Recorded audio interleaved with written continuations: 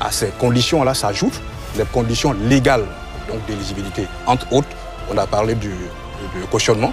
C'est bien le code électoral, c'est pas la Constitution. Très bien. On va faire... J'ai réussi mon pari. J'avais déjà dit sur ce plateau que... Non, pas sur ce plateau, c'est c'est ma première sûr. Vous voulez dire dans NCI 360 que déjà certains ponts n'allaient pas être présents.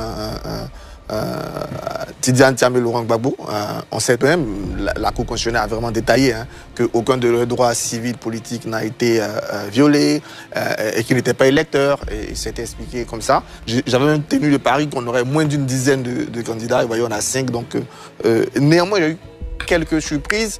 En d'autres termes, vous nous dites ce soir que vous étiez dans le secret de Dieu. Non, on n'a pas besoin d'être dans le secret de Dieu, c'est un peu le don de l'analyse, de la prospective. On regarde, on a des données qu'on analyse et qu'on donne. Voilà pourquoi, par exemple, quand j'ai vu dans votre reportage que Vincent Toubi est une surprise, non, moi je l'avais déjà dit, n'allez pas avoir ces parrainages, parce que les parrainages, c'est une mécanique d'implantation régulière. Même à Finguessan, j'avais déjà émis du doute. Certains de ses partisans, même sur Facebook, m'avaient... cogné parce que j'avais dit je doute. Pourquoi je doutais? Parce qu'il y a une dynamique à Finguessan depuis 2018, il y a une spirale négative.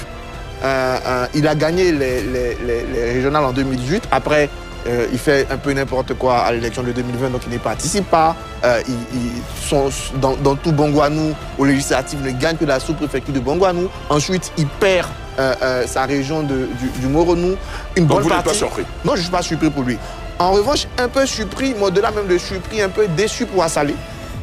Parce que je pense que c'est tout le contraire. C'est quelqu'un justement qui, depuis un bon moment, essaie de s'implanter. Et puis pour moi, on entend beaucoup d'Ivoiriens dire on veut la politique autrement, on veut changer les partis politiques et tout ça. Moi, Assalé, il incarnait un peu cette troisième voie qui allait apporter quelque chose de nouveau, qui allait se mettre équidistant des partis. C'est peut-être la première leçon à tirer, c'est que les partis politiques, ils sont en confort. Et la bonne surprise, pour moi, l'agréable surprise, franchement, je m'y attendais pas du tout. Henriette Lagou. Voilà.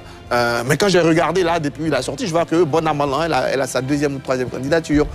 J'ai vu qu'elle faisait aussi quelques tournées. Donc peut-être qu'elle était dans une discrétion très efficace, mais ça a été la belle surprise pour moi d'avoir Henriette Lagou. Ce qui porte, et je pense que pour une fois, Delors et moi, on est d'accord sur la place des femmes dans la société, ce qui porte quand même à 2 femmes sur 5 candidates. Donc ça fait à peu près 40%, on est au-delà du quota du tiers de représentation qu'on demande. Donc ça, ce sont de bonnes nouvelles. Après, il y a eu des précisions côté qui m'a un peu surpris, un peu, parce qu'il y avait quand même des signaux. C'est le fait que le PACI ne soit même pas capable de rassembler les parrainages. Mais il y avait des signaux. Le 12 août, le PACI a fait un communiqué, un signé